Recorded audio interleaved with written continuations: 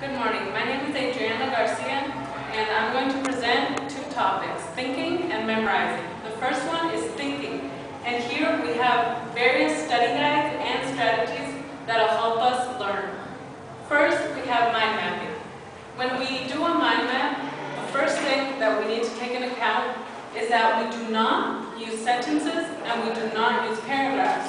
After that, we know that we only use keywords. These keywords can be ideas or they can be symbols. During the process, we have to map out a central idea. This central idea will go in the center and it can be words or an image. After that, the concepts will go around the center idea. We will edit them, work outward, always work outward, and then revise at a later time. When we use these, we have to make sure to use images that will catch the person's attention and a lot of colors. Also, when we start one, our paper must be blank in the landscape style and we must start at the center. Here we have an example of a mind map that we can make using the past simple tense.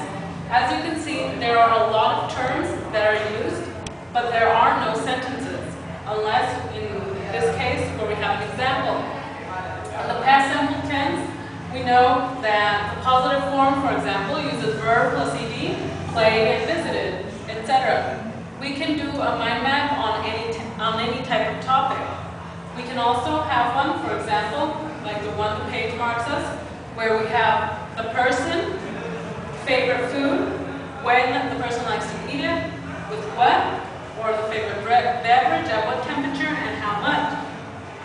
These mind maps are very helpful for when we want to plan a class or do any type of exposition. When we mind map, it's another way of thinking like a genius. Here we tell us that if we use these strategies, the kind that the geniuses use, we can solve a problem without having to be necessarily a genius. First, we have rethink. When we are confronted with a problem, we have to rethink everything about the problem. Think about new ideas, things that nobody has tried. Second, we visualize. We use mind maps, we use images, we use anything that can help to visualize. After that, we produce. It's very important to produce, to make a lot of trial and errors and not just stay with one experimentation. After that, we combine. We can use our topics and the ideas of other people, combine them to make our problem easier to solve. After that, we form.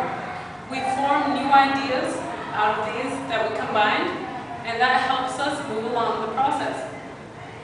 When we say opposite, we are talking about using one idea and then going the complete opposite of that idea to try and figure out new topics that can help us.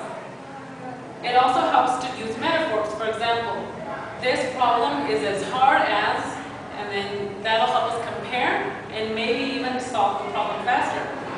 When we are confronted with failure, we must take it as normal. There will always be failure when we are trying to solve a problem.